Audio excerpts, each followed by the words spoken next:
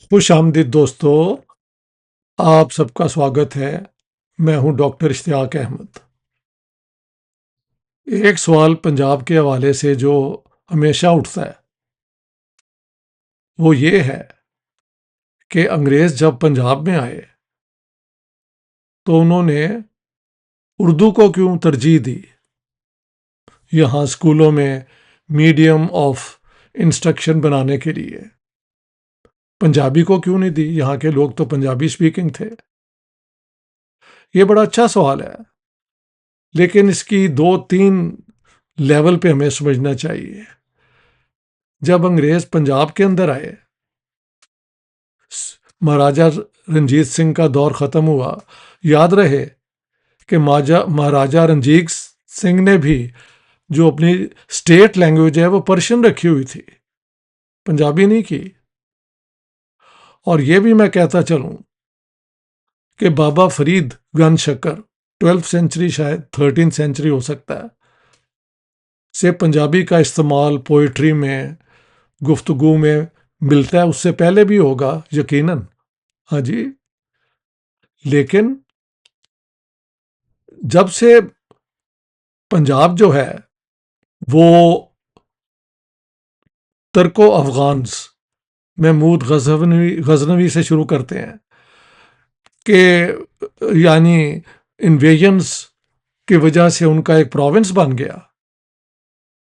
तो यहाँ पे भी पहले जो यहाँ की रूलिंग क्लास थी टर्किश एंग्लो, वो पर्शियन भी बोलते थे, वो घर में शायद कुछ टर्किश भी बोलते थे, लेकिन पर्शियन बाय दैट टाइम्स यहाँ की लिंगुआ फ्रैंका जो है मिडल ईस्ट की, सेंट्रल एशिया की बनते बनते यहाँ तक भी पहुँच गई थी।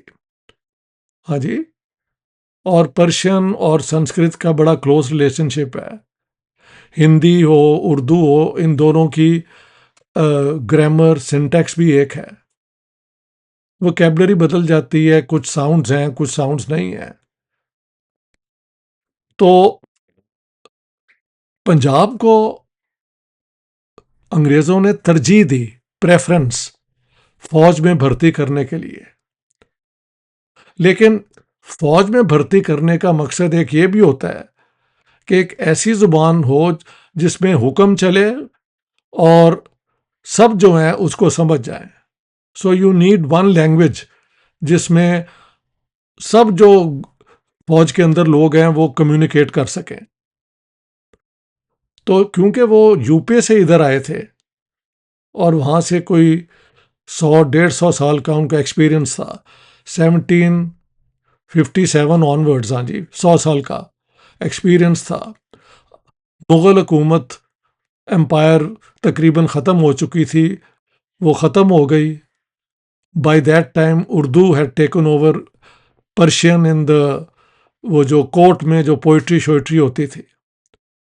तो उर्दू जो है ज़ुबान, वो उसमें सोल्जर्स को रिक्रूट करने का एक्सपीरियंस जो है अंग्रेज़ों के पास पहले से था। पंजाब में जब वो आए, ये अपना मार्च 1849 में पंजाब जो है अनेक्स कर लिया गया।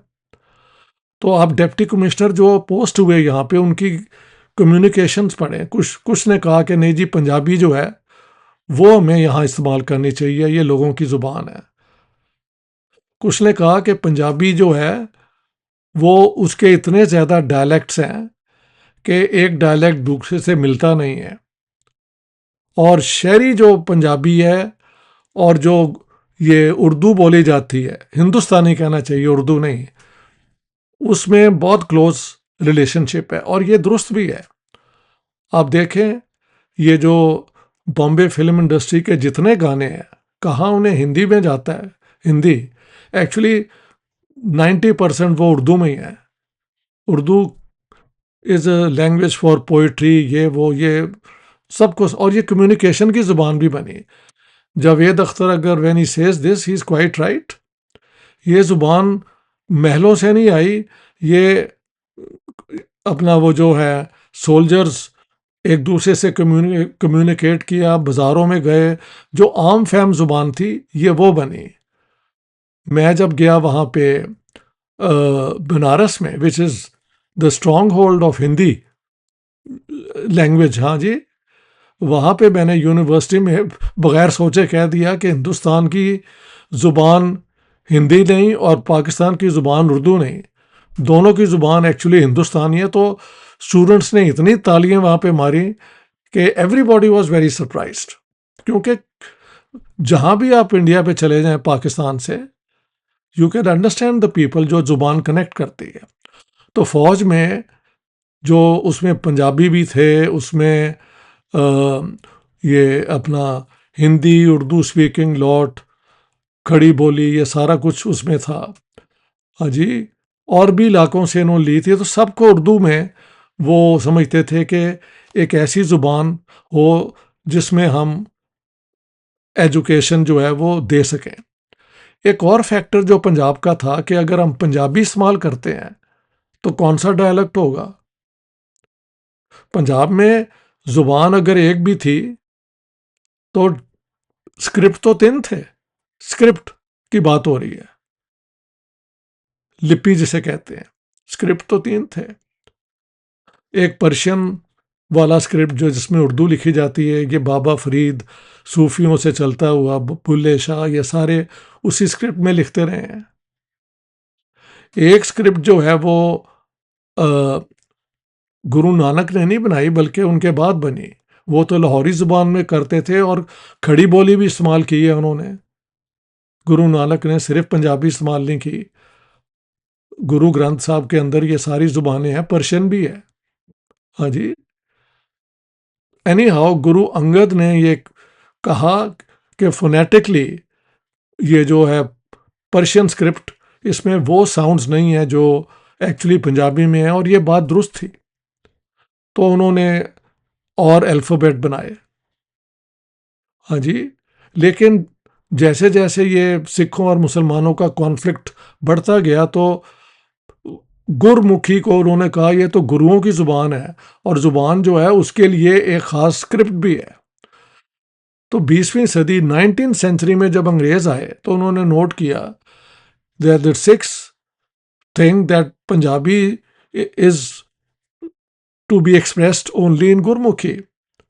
और ये जो मुसलमान यहाँ के हैं ये पंजाबी में बात करते हैं, अगर लिखते हैं तो पर्शियन उर्दू स्क्रिप्ट में करते हैं। और जो हिंदू भी यहाँ के कुछ, नॉट ऑल, वो पुरानी जो स्क्रिप्ट आ रही थी हिंदी की उसी में वो भी इस्तेमाल करते हैं। तो तीन स्क्रिप्ट्स हैं। हम कौन सी स्क्रिप्ट को अडॉप्ट करेंगे कि सारे मान लें। तो स्क्रिप्ट्स की वजह से पंजाब में पंजाबी ज़ुबान का जो मसला है वो, ये जो अगर डिप्टी कमिश्नर्स और बाकी की कम्युनिकेशंस आप देखें तो उसमें ये भी नज़र आता है कि this was a additional factor they considered. और फौज जो उन्होंने यहाँ पे रिक्रूट की, अगर हम कहें भी कि जी पंजाबी के साथ ज्यादती हुई और हम कहें गुरमुखी के साथ ज्यादती हुई, गुड। लेकिन अगर पंजाब में फौज की रिक्रूटमेंट देखें तो सिखों की परसेंटेज पॉपुलेशन से ओवर रिप्रेजेंटेशन है सिखों की। पंजाब के अंदर आके अंग्रेज़ों ने सिखों को प्रेफरेंस दी, बल्कि ये ही नहीं, ये भी कहा कि जो सिख फौज में आना चाहते हैं वो खालसा सिंबल्स 5 के 5 इस्तेमाल करें। और मैंने शो किया है कि कई हिंदू जो हैं वो सिख बन गए उस वक्त। मुसलमान कन्वर्शन कम हुई अंग्रेज़ों के दौर में, सिख ज़्यादा बन गए हिंदू फौज में आने के लिए। तो ये सारी चीज़ों को ज़हन में रखना चाहिए। अंग्रेज़ जो है अगर पंजाबी से उनका काम चल रहा होता इंपीरियल सिस्टम का तो वो आसानी से पंजाबी ले लेते। उर्दू उनको सूट करती थी कि इस ज़ुबान के ज़रिए, हिंदुस्तानी जिसे मैं कहता हूँ, उर्दू नहीं, और ये नॉर्दर्न इंडिया को, पंजाब को कनेक्ट करती है। और यही ज़ुबान वो, ये पंजाब तब तक 1901 तक जो है नॉर्थ वेस्ट फ्रंटियर भी इंक्लूडेड था, वहाँ तक ये ले गए हुए थे। और मज़े की बात है कि जब पहली नैब की गवर्नमेंट आई पाकिस्तान में, वली खान की, खान अब्दुल गफ़ार खान के बेटे जो हैं, तो उन्होंने नॉर्थ वेस्ट फ्रंटियर में बजाय पश्तो के उर्दू को प्रेफर किया। Why? Because he wanted to be part of the main stream. Pashto करते हुए वो बिल्कुल आइसोलेट हो रहे थे। तो ये 3-4 फैक्टर जेब में रखना चाहिए। लोग कंस्पिरेसी थ्योरीज का सहारा ले लेते हैं, चाहे वो सिख हों या मुसलमान हों। हिंदुओं का इस जुबान पे मैंने ज़्यादा कोई इन्वॉल्वमेंट नहीं देखी। अंग्रेज़ों की जो भी पॉलिसी थी इंपीरियल बेस्ड थी। जुबान के एतबार से उनको यहाँ पे हिंदुस्तानी सूट करती थी, लेकिन सिखों को मुसल को सिखिज्म को फौज के अंदर खालसा सिंबल्स के साथ मजबूत करना ये भी सूट करता था। तो how do you explain all this? You see, imperial policy is not based on petty calculations. Imperial policy जो है वो 2-3 लेवल पे डिसाइड होती है। और मैंने ये भी बताया कि पंजाबी जुबान कभी स्टेट की जुबान ना बनी, अंग्रेज़ों के आने से पहले भी। और फिर देखें, जब बनी तो इंडिया के अंदर उन्होंने बुला ली। ईस्ट पंजाब की ज़ुबान वहाँ पे मैं होके आया हूँ। मेरे कई दोस्त जो हैं ये पंजाबी यूनिवर्सिटी पटियाला में पढ़ाते भी हैं। लेटेस्ट रिसर्च के जो जानरे हैं वो सारे वहाँ पे इस्तेमाल हो रहे होते हैं। प्रोफेसर सुरजीत जो हैं वो ये लिटरेचर के जो हैं बहुत बड़े एक्सपर्ट हैं, हाँ जी, अथॉरिटी हैं। तो पूरा एक दिन मैंने उनके रिसर्च स्टूडेंट्स के साथ स्पेंड भी किया और मुझे एहसास हुआ कि अगर आप चाहें पंजाबी को अपनाना तो ईस्ट पंजाब में तो पंजाबी अपना नहीं गई ना स्टेट के ज़रिए, यहाँ पे नहीं की गई। यहाँ पे तो अब 79th ईयर आ रहा है, हाँ जी। लेकिन मैडम मरियम ने नवाज ने कहा है कि पंजाबी को हम प्रमोट करेंगे। कुछ साइन बोर्ड्स भी पंजाबी में अब लिखने शुरू कर दिए हैं। हो सकता है अब ज़ुबान को भी ये पढ़ाना शुरू कर दें सीरियसली, वरना कई साल तो हम हर दफ़ा जाके वहाँ पे लाहौर प्रेस क्लब से पंजाब असेंबली तक नारे मारते गए, पंजाबी हम बोलेंगे, ये है वो है। वहाँ से ये जो है मुस्लिम लीग नून की जो हुकूमतें होती थी वहाँ से आ जाता था, जी हम काम कर रहे हैं इस पे, होता कुछ नहीं था। तो यहाँ पे सिंबॉलिक बातें हुई हैं, सब्सटेंटिव बातें नहीं हुई। जिन्होंने पंजाबी को फिर अडॉप्ट किया तो फिर गुरमुखी स्क्रिप्ट में किया। ये भी पंजाबी की एक डिवाइसिव फैक्टर थे कि ज़ुबान एक कहते हुए इसके 3 कंपीटिंग स्क्रिप्ट थे। और अंग्रेज़ों ने इंपीरियल पॉलिसी बनाते हुए सोचा होगा कि ये जो हिंदुस्तानी है और ये जो शहरी पंजाबी है ये एक दूसरे से बहुत करीब हैं। ये पंजाबी ले आओ, यानी उर्दू स्क्रिप्ट में हिंदुस्तानी ले आओ। आसान ज़ुबान, गालिब वाली ज़ुबान नहीं, आम ज़ुबान उन्होंने यहाँ पे पढ़ाई। और उसमें फिर बहुत बहुत बड़े राइटर भी हुए। कृष्ण चंद्र हुए, राजेंद्र सिंह बेदी हुए, सादत हसन मंटो हुए। कई मैं नाम अगर गिनाना शुरू कर दूं हिंदू मुसलमान सिखों का, और तो और पंजाब से बहुत दूर बनारस में मुंशी प्रेमचंद ने उर्दू में लिखा। भगत सिंह ने ये जुबान का मसला कभी नहीं बनाया। ये अब जाके इस किस्म की ये